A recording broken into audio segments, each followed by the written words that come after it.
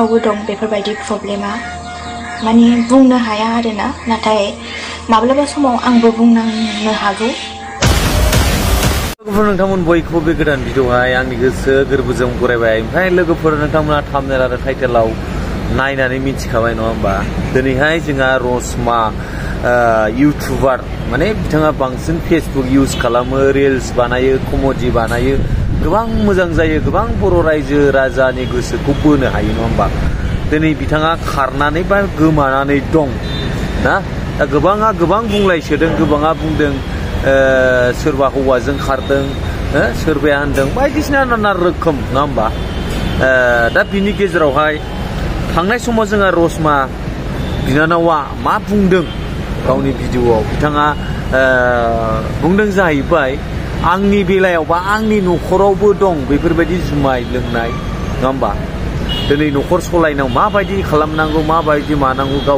गावनो मिन्थिखायो आरो गावनो बुंदों नोंथांमोना भिडिअखौहाय जोबजासिम नाय आरो भिडिअखौ मोजां मोनोब्ला अन्नानै भिडिअखौ शेयार खालाम जाहाथे बिनानाव रसमाया थाबैनो फैफिननाय बायदि रसमा बिनानाव बबाव दं नोङो दा दिनै नोंनि थाखाय गोबां रायजो राजाया दुखु खालामदों सोरबाया मिनिदों सोरबाया हाग जिगदावदों नोंखौहाय रसमा बिनानाव नों जेरावखि थाया गावबागाव न'आव थांफिन मालाया नोंखौहाय मालाब्लाबो गोजोनै दोननाय नङा नोङो बेलेगजों खारदोंब्लासो आरो जि दिनैनि दिनाव नोंनि फिसाय बा नोंनि फिसाजो मा अबस्थायाव दं नोंथ' बेखौ मिन्थिया नङा होमबा अब्ला लोगोफोर जोंहा थांनाय समाव रसमा बिनानावा मा बुंदोंमोन बै भिडिअखौ नायनानै ला आंनि न'खरावबो दं बेफोरबायदि प्रब्लेमा माने बुंनो हाया आरोना नाथाय माब्लाबा समाव आंबो बुंनांनो हागौ जोंनि बर' हारियाव जौ लोंनानै गोग्लैसोनाय गोबां दङ गावनि न'खरखौ साननो रोङै गावनि फिसाया मा मोनजादों मा मोनजायाखै गावनि हिन्जावा मा लुबैदों मा लुबैयाखै बेफोरखौ मिन्थिनो रोङै गोबां दं आंनि न'खरावबो दं लोगोफोर बेबायदि जौनि प्रब्लेमा आरोना आं उन्दैनिफ्रायनो खस्थ' मोनबोदों जौ लोंनाय न'खरनि थासारिया माबायदि जायो बेखौहाय दासिमबो जोबनो थाङाखै सरि जोंबो माब्लाबा बुंनांनो हागौ जे आंनि लाइफनि काहानि आं गोबां खुसियाव थानो नाजायो मा खालामनो मालाय लोंथारोबा ना सोलायहोनोनो हायाबा नाथाय आंनाव माब्लाबाबो बेबायदि गाज्रि डिसिसन गैया जे बेबायदि आं माब्लाबाबो साना आं मोजां मावनानै देखायनो थाखायसो लामा लाबाय थायो आरो आं बयखौबो बुङो जे बेफोरबायदि प्रब्लेम जानानै खारग्राफोर दङबा दाखार आरोना सान गावनि फिसा गावनि न'खर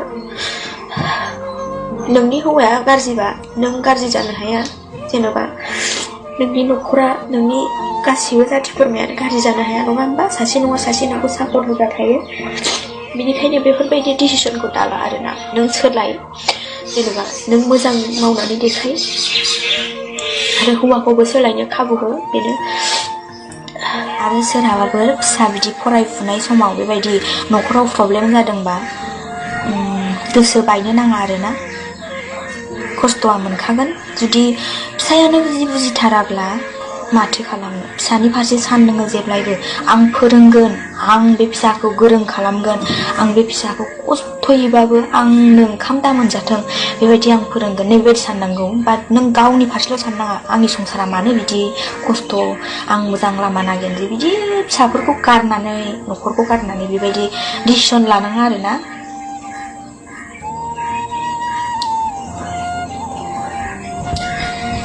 गाज्रि डिसिसन लानाङा मा बुंबावनो आरो बेनोसै प्रब्लेम थायो सोरनिबा न'खराव बेबायदिनो थाखा फैसा बांसिनानो थाखा फैसानि थाखाय प्रब्लेम जायो खोथा मिलायलायै अनलायनाय गैयै बिदियावहाय नाथाय जुदि बिसिबो फिसायबो गोरोबलायोबा थाखा फैसाया फैयो आरोना नोंबो बेबो हेल्प खालामो खोथा मिलायलायो दंबा दं गैयाबा गैया बेफोरबायदि मिलायलायोबा थाखा फैसायाबो फैयो खस्थ'यैबाबो दिनै ग्रोब गाबोन ग्रोब बेबायदि मिलायलाङो स' माथो बुंबावनो बेनोसै गासैनिबो गोसोआ थिग जाजोबा एखे जाजोबा सोरनाबा माने हठाৎ सानस'नो हायैयाव गोरोन्थि मावफ्लाङो।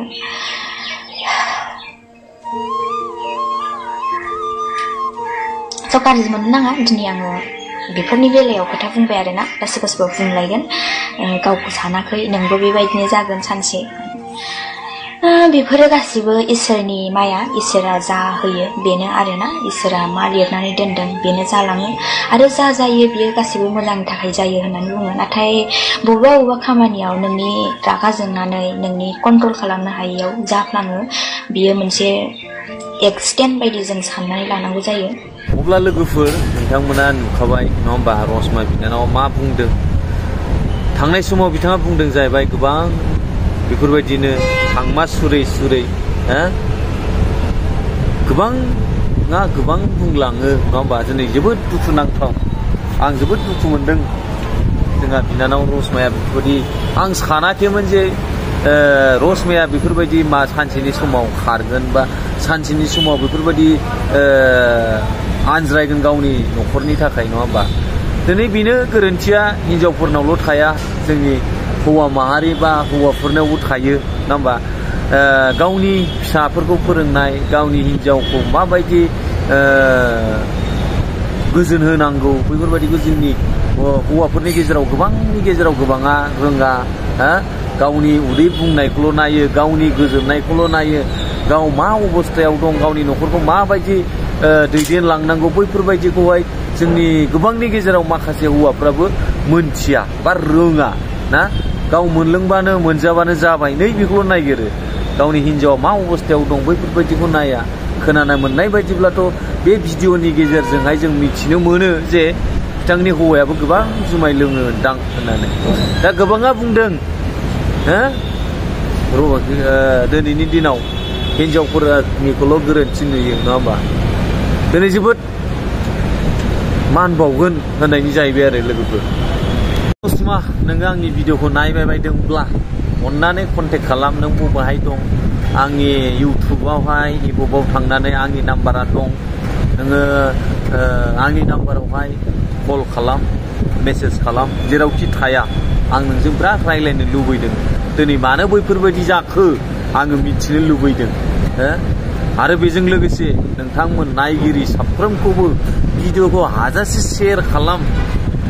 आरो अलरेडि रसमानाव आंनि नाम्बारा दंखायो जानांगौ, मानोना थांनाय समावहाय रायज्लायदोंमोन ओरैनो मोजां गाज्रि माबायदि नङा होमबा बिनानाव रसमाजों। अब्ला दिनैनि दिनाव आंथ' सानाखैमोन बेफोरबायदि जागोनखौ। अन्नानै रसमाया आंनि भिडिअखौ नायसनबायदोंब्ला कन्टेक्ट खालाम। अब्ला लोगोफोर बे भिडिअखौ बेयावनो फोजोबबाय। थेंक इउ सो माच फर वाचिं माय भिडिअ। लाभ यू ऑल, बाय बाय।